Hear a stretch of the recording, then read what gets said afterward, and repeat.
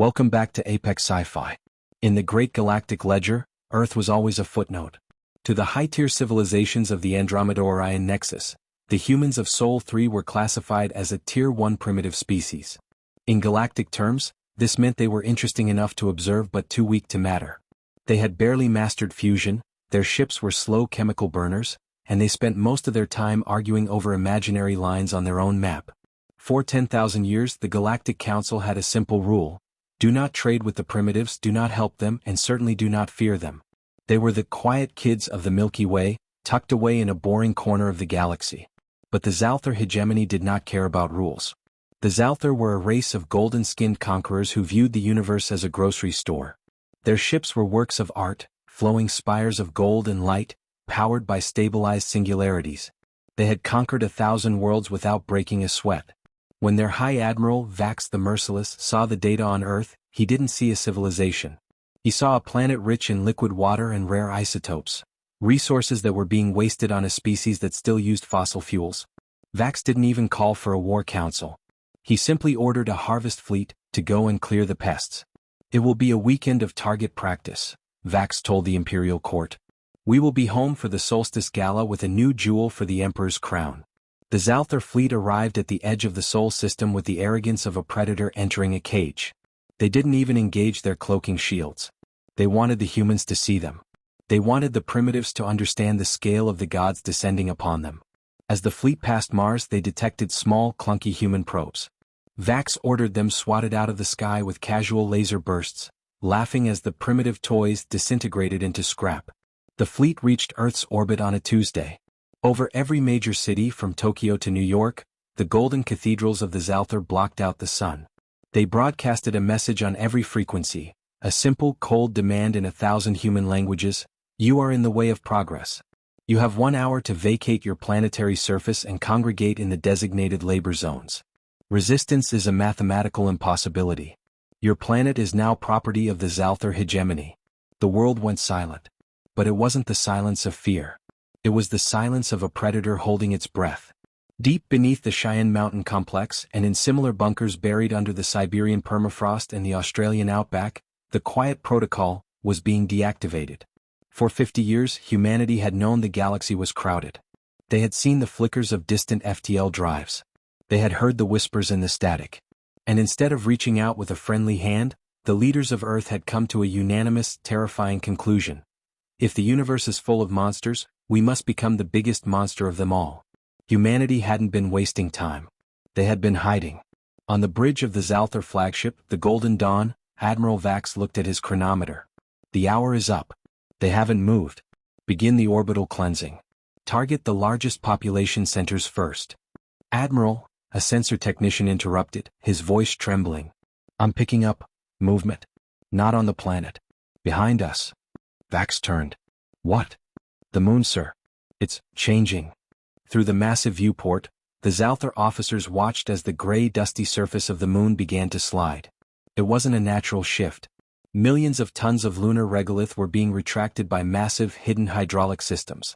From the craters of Tycho and Copernicus, barrels appeared. They weren't the elegant, glowing weapons of the Zalthar.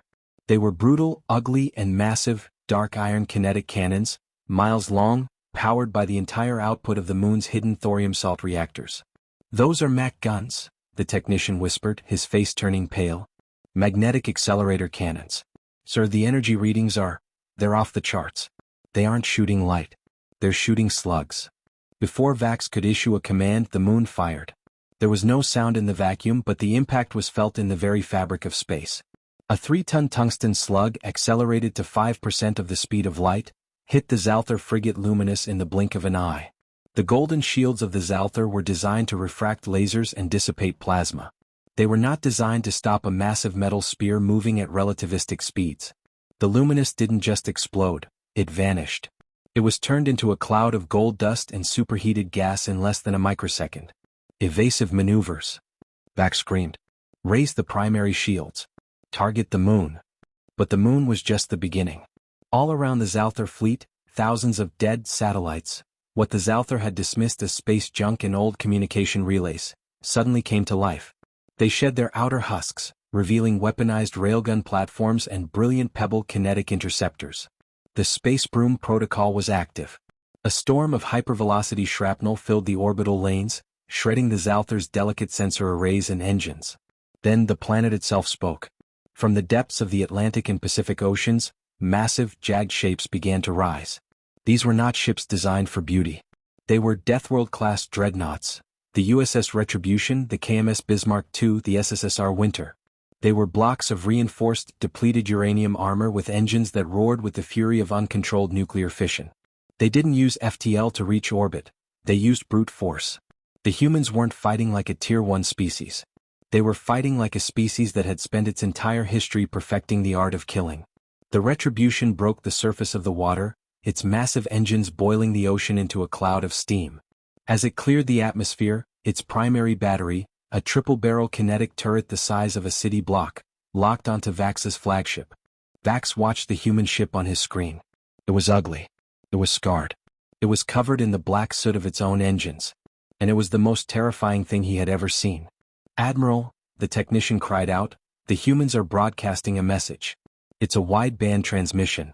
"Put it on," Vax whispered. The screen flickered. It wasn't a politician or a general. It was just a countdown. And beneath the numbers, a single sentence in the Zalthar's own ancient royal script. "We were having such a nice nap. Why did you have to wake us up?" The Retribution fired. The flagship's golden shields held for a fraction of a second before the sheer mass of the human slugs tore through the bridge, the engine room, and the fuel cells. Vax's world turned into white heat. In less than 20 minutes, the weekend target practice was over. The Zalthar Harvest Fleet was a graveyard of golden scrap metal raining down into the Earth's atmosphere, creating a spectacular, multicolored meteor shower that the people of Earth watched from their balconies. Humanity didn't stop at their own orbit. The hidden shipyards on the dark side of Mars began to churn. The subterranean factories of the asteroid belt opened their doors. Thousands of ships, built in secret for decades, began to warm up their jump drives. They weren't looking to trade. They weren't looking for peace. They had been the sleeping giant for too long, and now that they were awake, they were hungry. One Zalthar scout ship managed to jump into hyperspace, its hull scorched and its crew traumatized. It reached the Galactic Council months later, the pilot babbling about a death planet that hid its teeth behind a blue marble mask. The council listened to the recording. They looked at the sensor data of the moon peeling back like a scab to reveal the guns beneath. They reclassified Earth that day. They didn't call it Tier 2 or Tier 3. They created a new category, Class X, Primal Threat. The message was sent to every corner of the galaxy. Leave the humans alone.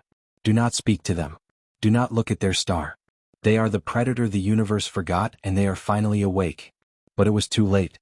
The humans had already learned the coordinates of the Zalthar homeworld.